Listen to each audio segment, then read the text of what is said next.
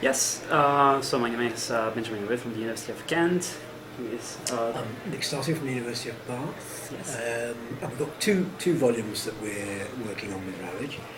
The first is the Routledge Handbook of Euroscepticism, which is a collection of 40 chapters thematically around the theme of Euroscepticism opposing Europe.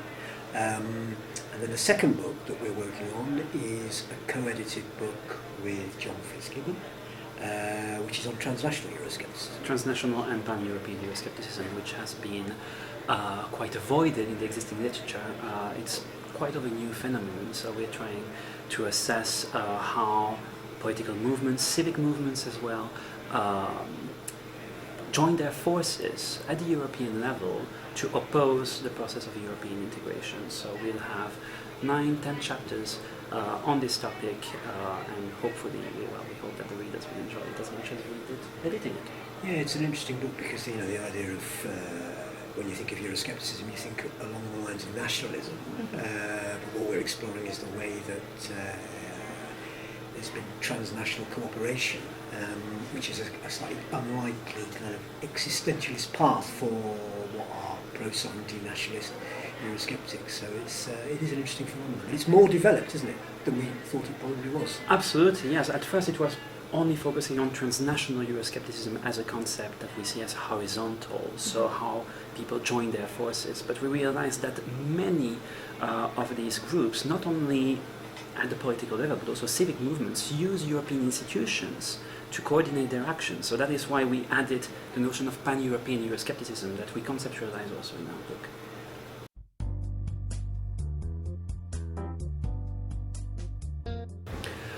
Shall I start? Yeah. So, as far as the Transnational and Pan-Eurosceptic book is concerned, as Nick mentioned a bit earlier, we really started from the grounds that, okay, we see some signs of transnational activities, but the more we read about it, the more we wrote about it, and the more authors wrote about it, the more we realized how it is present in our everyday lives. Transnational and Pan-Eurosceptic activities are present daily, not only at the European level, but also we see in the newspapers. There's a very good chapter from Sofia Vassiliou and Katina Gutterman on this issue, how MEPs from some countries intervene in medias from abroad also to communicate on their Eurosceptic activities.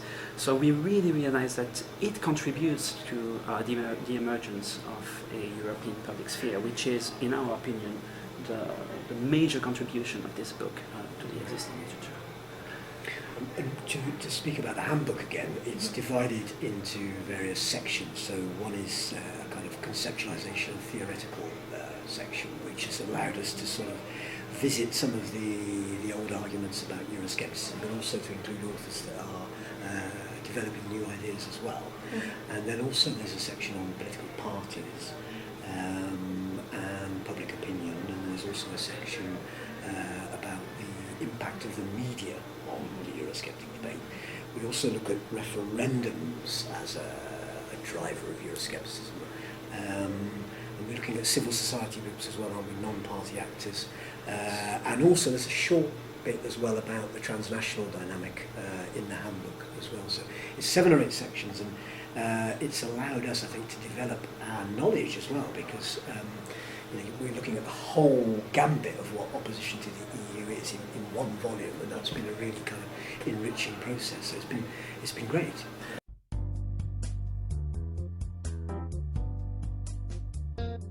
Yeah, I think that the handbook really, if I can say, that the handbook will be kind of the Bible of Euroscepticism, because we cover so many themes. Euroscepticism, we often talk about Eurosceptic studies. It's a real field in European studies right now. We see that it started mostly in the early 1990s. Euroscepticism started growing, people started working on it in the mid-1990s. But now we see that Eurosceptic activities take place in so many different arenas, and it is widely covering the existing literature.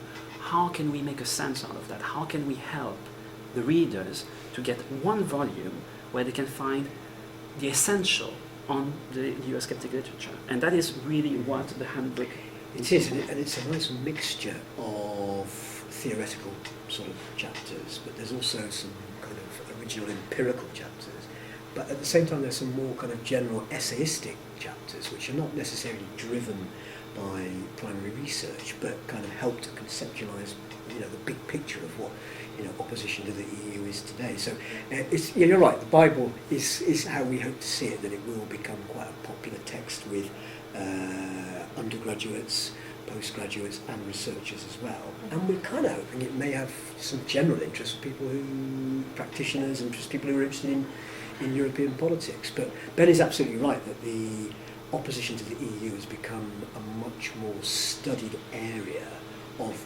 European politics in recent years.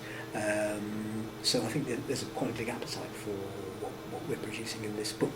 The Transnational book is a bit different, isn't it? Yes, absolutely. The Transnational book is more of a novelty, I think, in the existing literature. There is not much that has been done on transnational and pan-European Euroscepticism. So it brings like an added value to the existing literature.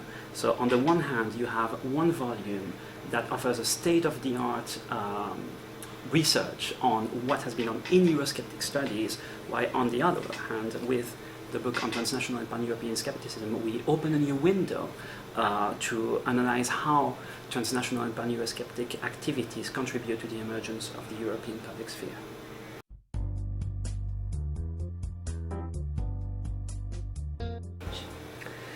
That is a very good question.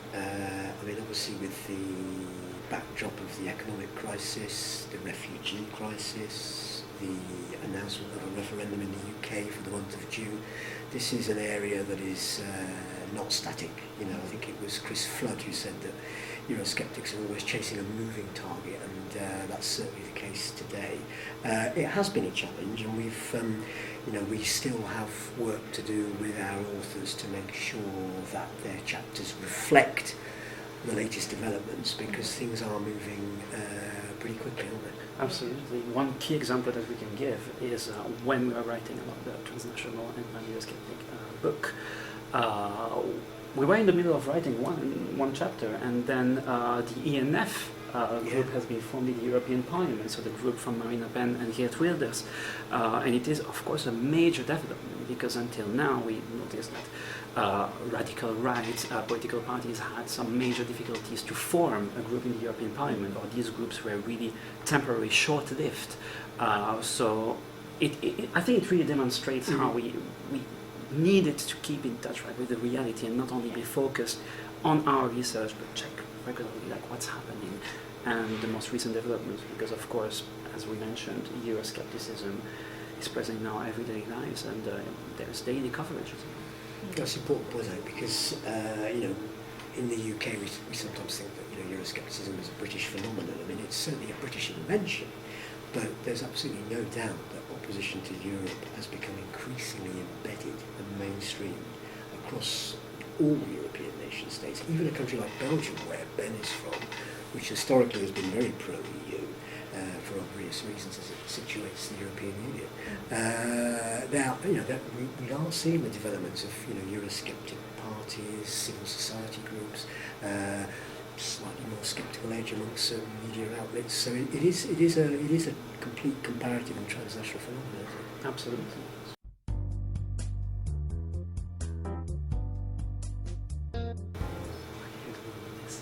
That's a good question as well. This is going to be a once-in-a-lifetime voting referendum in the UK. It's a huge thing.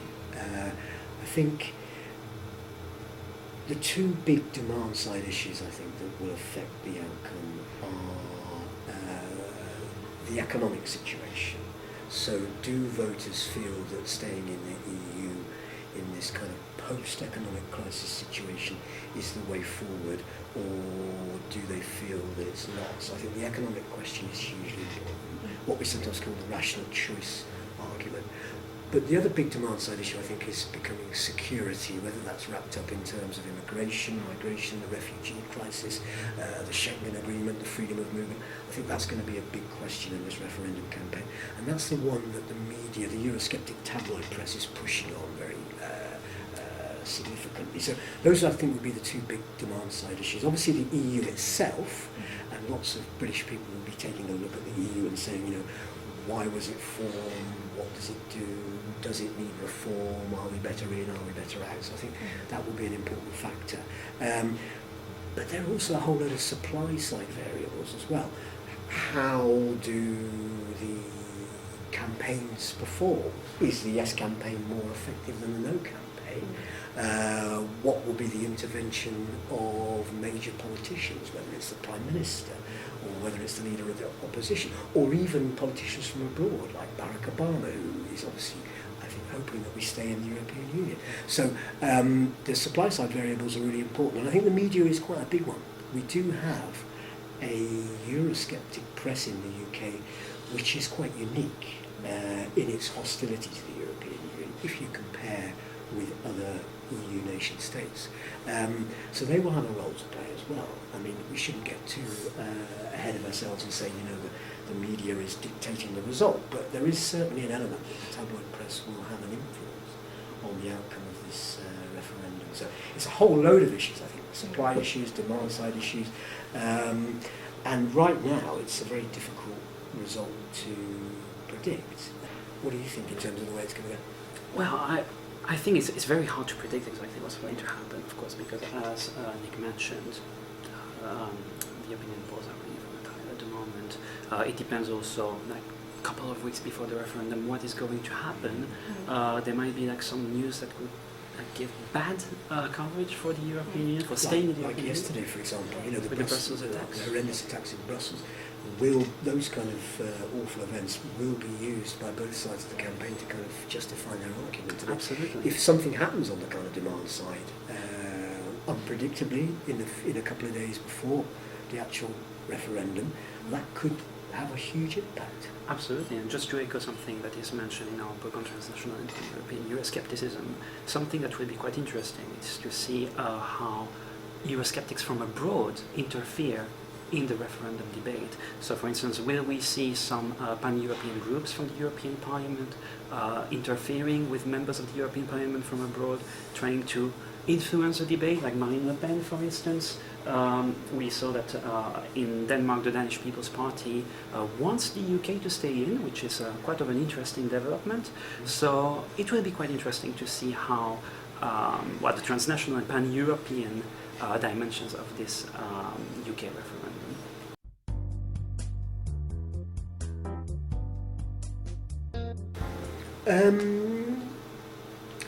I think,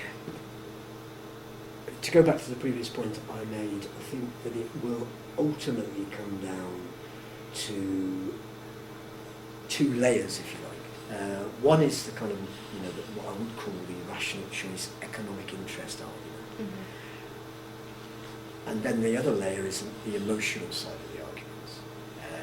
And that's quite intense in this country.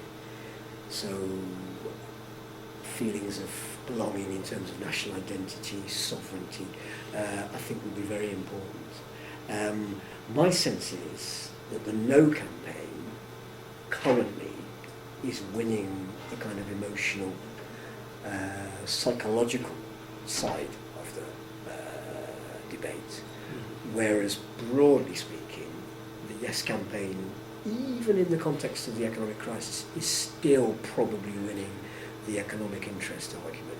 And it just remains to be seen which of those two layers is actually the most powerful when people come to vote.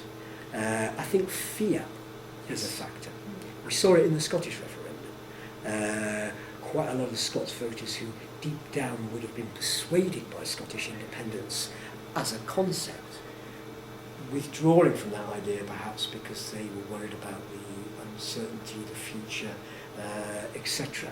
And I think one of the weaknesses of the no campaign is that they will always be open to the criticism of they cannot really tell British citizens how things would look outside the EU.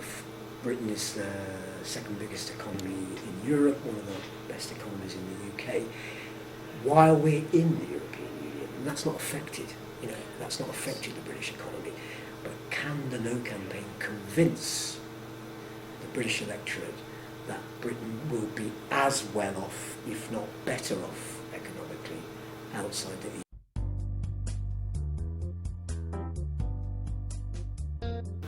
Well, we can already see the effects, in my opinion, because clearly the EU referendum, and the fact that there is a EU referendum, makes a lot of people think this. Like I'm thinking, for instance, I think the University of Edinburgh conducted last week a very interesting survey. They polled 8,000 people in 6 different member states on whether they think that there should be a referendum on EU membership in their own country as well.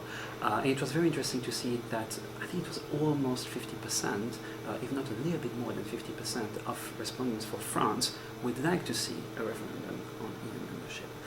As far as communication is concerned, and the elites as well, we can see already some signs of transnational Euroscepticism with MEPs from other countries getting involved in the campaign. I'm thinking of the EFDD group, for instance, that co-sponsors some of the activities of Grassroots Out, which is a campaign predominantly run by UKIP.